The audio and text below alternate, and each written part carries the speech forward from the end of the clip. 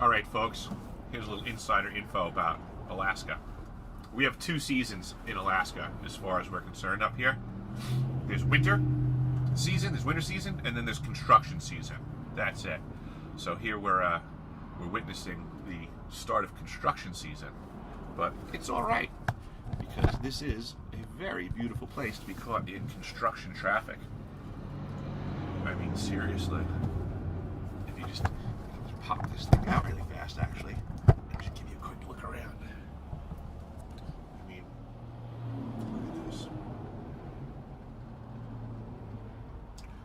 Not a bad place to be caught in traffic.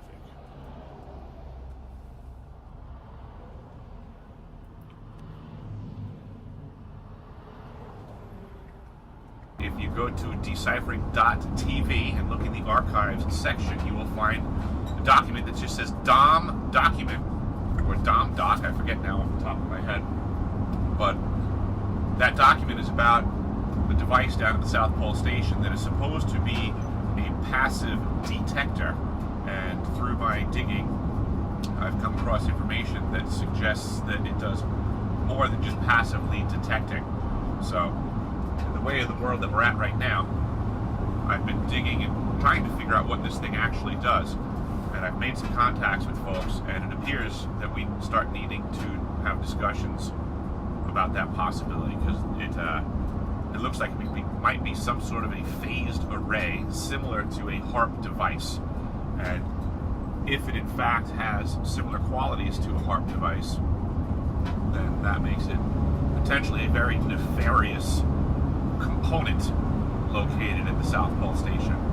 Highly questionable, and it definitely piqued my interest because I was there and I saw the type of facility that I was operating in, and I saw how much it was similar to other facilities that I had been in, and it made me raise an eyebrow. So I think there's definitely something else going on there, and HARP-like potentials are not good.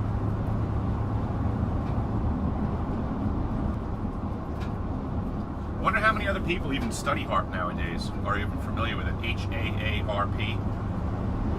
We got one up here in Kona, Alaska. I believe there's one in Japan, India, a few of them. The United States Navy has a couple of mobile ones that they can float out in the ocean, let alone what submarines can accomplish. Back onto that topic of directed energy weapons and what's going on in the world today. There's a lot of chaos. There's a lot of people that seem to be operating by a different frequency. And war may not be what people thought of in the past. And we can't see what's being shot at us anymore. We need to consider, all the old movies where we talk about the Star Wars of the future and laser beams and ETs and things like that. Like, the presumption is you're always going to see the attack. But, I mean, that was kind of the purpose of the submarine service, was the silent service, that quiet shot that creeps in under the radar or the sonar, so to say. It's unknown, it's unbeknownst, and I think that could be where we're at today with weapons that exist, and whether they are from antiquity, whether they are reverse engineered from craft that fell from space. At this stage of the game, I don't think it matters so much as if we just understand that they do exist and they can be getting used against us. It's unfortunate, but we have to look at the work of folks like Dr. James Giordano, who clearly